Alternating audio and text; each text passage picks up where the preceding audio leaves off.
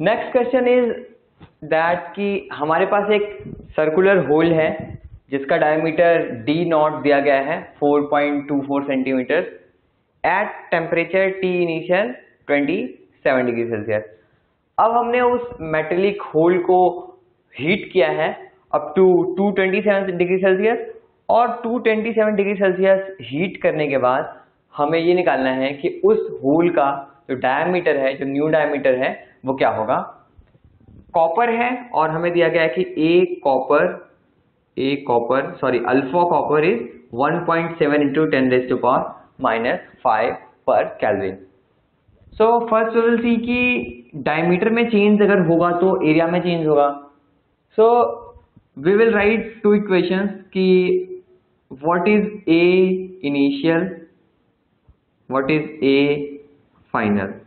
So A initial will be pi D initial square divided by 4 and this will be pi D final square divided by 4.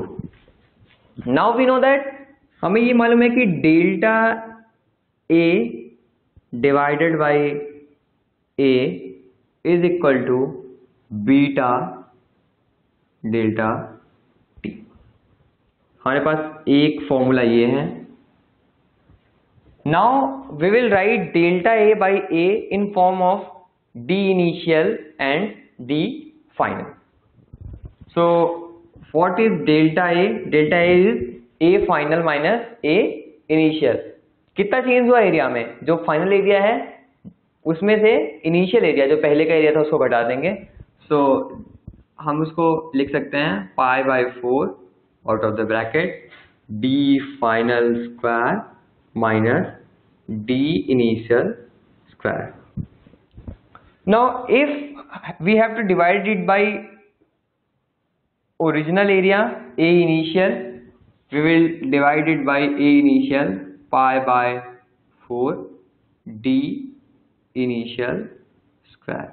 If we will divide, हमारे पास सिर्फ ये बचेगा d final square minus d initial square divided by d initial square is value of delta A by A. So what we can write now? We can write that delta A is what? D final square minus d initial square divided by d initial square is equal to beta delta T. Now we know that beta divided by 2 equals to alpha divided by 1 is equal to gamma divided by 3. So we will use this relation और यहाँ से हम लिख सकते हैं beta equals to 2 alpha, तो इसको हम लिख देंगे 2